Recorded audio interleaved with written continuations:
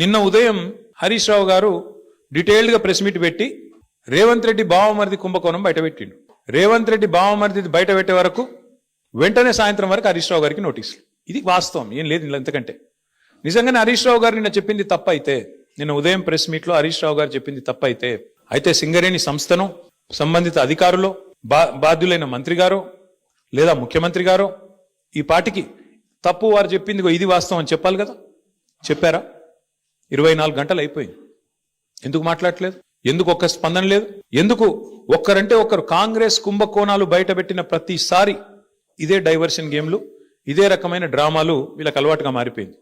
సింగరేణి టెండర్లలో ఇవాళ నేను ఆధారాలతో సహా మీ ముందు బయటపెట్టబోతా ఉన్నా. స్పష్టంగా రేవంత్ రెడ్డి గారి బావమరిది కోసం ఆయనని కింగ్ పిన్ గా చేసి, సృజన్ రెడ్డి అనే వ్యక్తిని కింగ్ పిన్ గా చేసి ఆయన చుట్టూ ఇవాళ మొత్తం ఆ టెండర్లన్నీ రిగ్గింగ్ చేసి మొత్తానికి 9 టెండర్లు ఇప్పటికే పూర్తి చేసినారు. మీకు ఈ విషయంలో ఒక చిన్న అవగాహన ఉండాలి కాబట్టి ఒక చిన్న విషయం చెప్తాను. మేము గతంలో దాదాపు 10 ఏళ్ళు అధికారంలో ఉన్నాం. సింగరేణి సంస్థలో కేసీఆర్ గవర్నమెంట్ ఉన్నప్పుడు ఎన్నడూ రాజకీయ జోక్యం లేదు, ఎన్నడూ ఇట్లాంటి దిక్కుమాలిన కార్యక్రమాలు లేవు, ఈ పైసల ఆలోచన లేదు. అందుకే నీట్గా కంపెనీ నడిచింది. వేలాది మంది కార్మికులకు అద్భుతమైన బోనస్లు ఇచ్చినాం, 30%, 35% బోనస్లు ఇచ్చినాం. సంస్థ బాగు కోసం ఆలోచించినాము, సంస్థను లాభాల్లోకి తీసుకొని పోయే ప్రయత్నం చేసినాం. వేల మంది కార్మికుల వాళ్ళని సంరక్షించడం, వాళ్ళకి ఇచ్చిన వాగ్దానాలు నెరవేర్చడమే లక్ష్యంగా మేము పనిచేసినాం.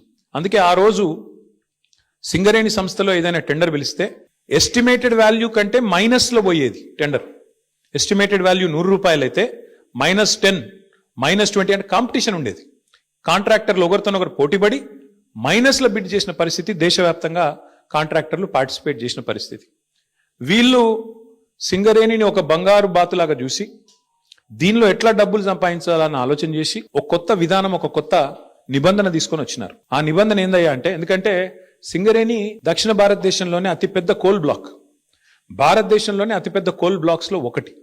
అందుకే ఏం చేసినారు వీళ్ళు, చాలా ఆలోచన చేసి ఈ సృజన్ రెడ్డి అనేవాడు, ఆయనతో పాటు అక్కడ సింగరేణి సంబంధించిన అధికారులు, మరి బట్టి గారికి తెలిసి జరిగిందా తెలియక జరిగిందా, ముఖ్యమంత్రి గారికి అనుసరణలో జరిగిందా నాకు తెలియదు, కానీ ఈ సృజన్ రెడ్డి అనే వ్యక్తి మొత్తానికి ఒక కండిషన్ పెట్టించినాడు.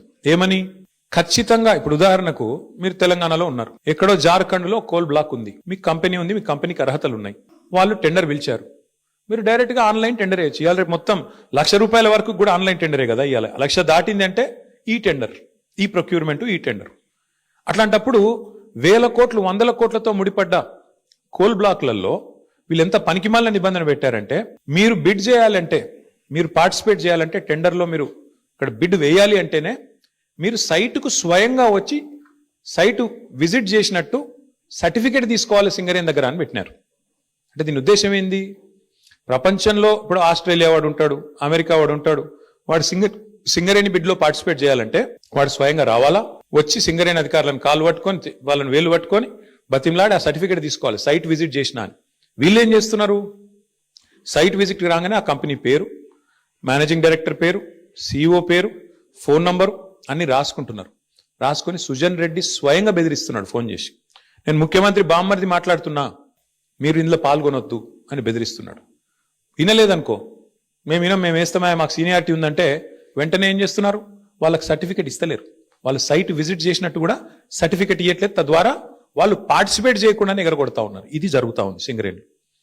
ఇప్పుడు నైనీ కోల్ బ్లాక్ ఏదైతే నిన్న బట్టి విక్రమార్క గారు రద్దు చేశారో, ఆ రద్దు వెనుక ఉన్నది కూడా వాటాల పంచాయతీ మీకు తెలుసు.